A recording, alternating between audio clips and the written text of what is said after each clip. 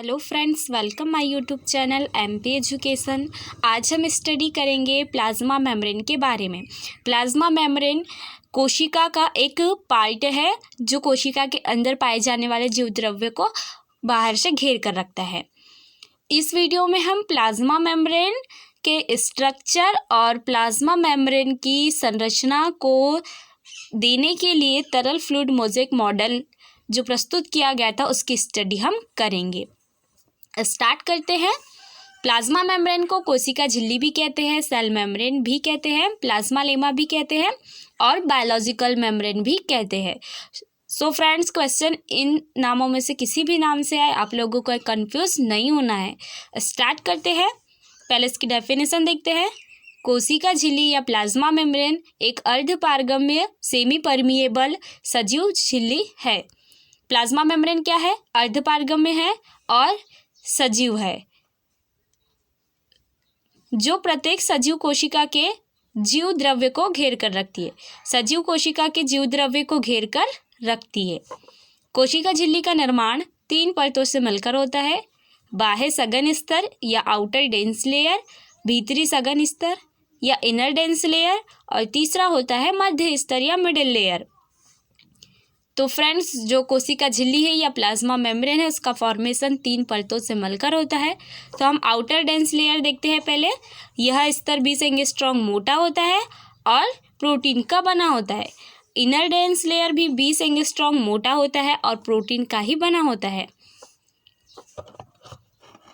यहाँ पर मैंने आप लोगों को समझाने के लिए एक डायग्राम बनाया है। यहाँ पर जो बाहरी साइड दिख रहा है वो आउटर लेयर है, बीच में मिडिल लेयर होता है और मिडिल लेयर के ठीक नीचे इनर लेयर होता है।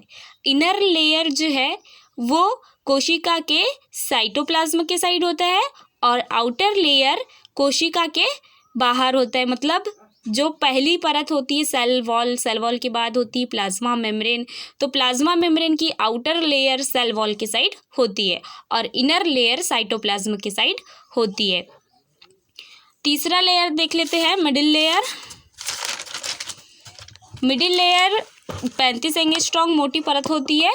यह 35 एंगस्ट्रॉम मोटी होती है और फास्फोलिपिड की बनी होती है।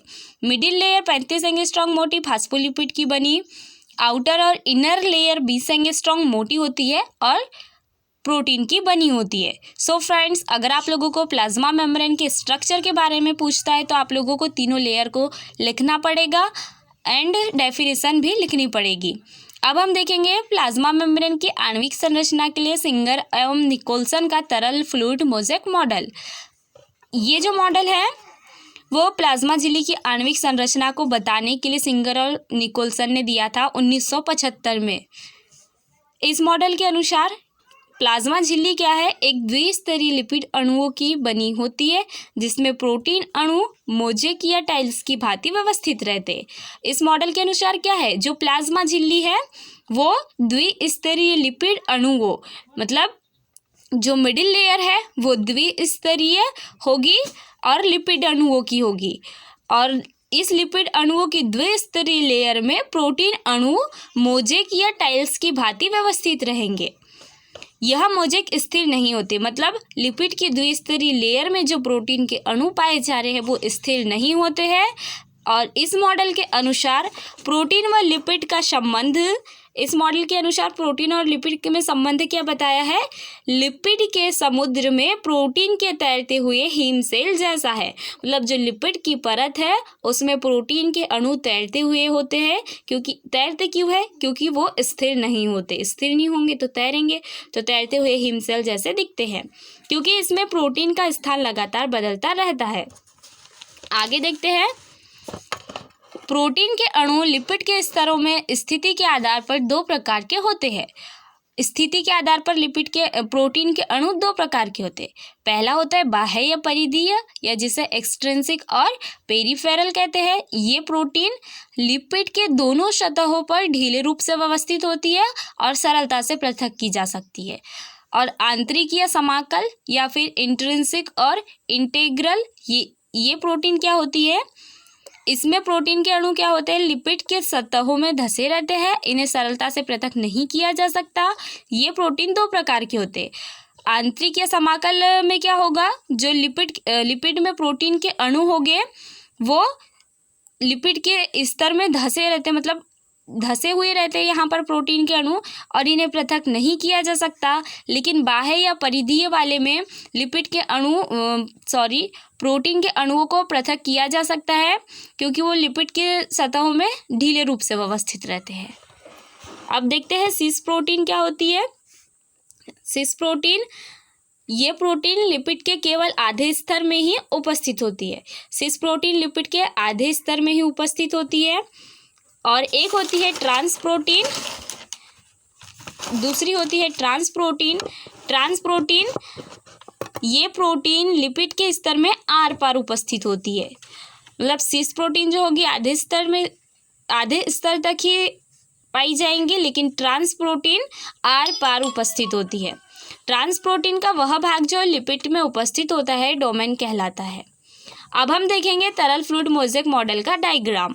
आप लोगों को ये डायग्राम एग्जाम में बनाना होगा, और अगर तरल फ्लूइड मोज़ेक मॉडल पूछेगा तो मैंने जितनी नोट्स दी है वो लिखनी पड़ेगी और डायग्राम भी बनाना पड़ेगा। डायग्राम देखते हैं।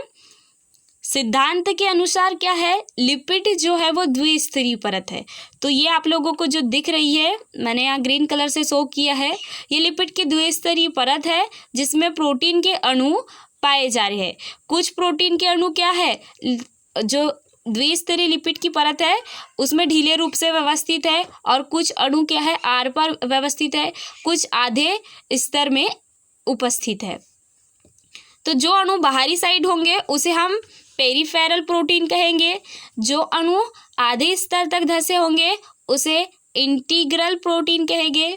जो आर पार होंगे उन्हें ट्रांस इंटीग्रल प्रोटीन कहेंगे।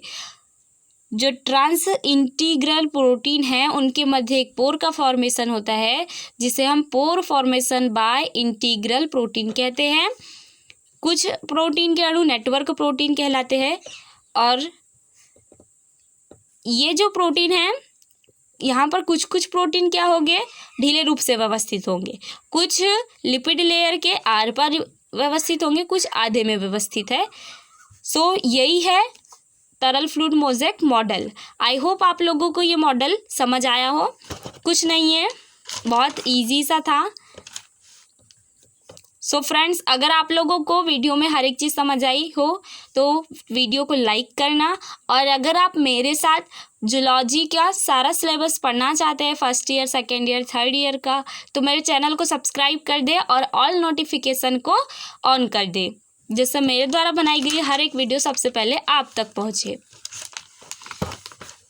Thanks guys watching for this video.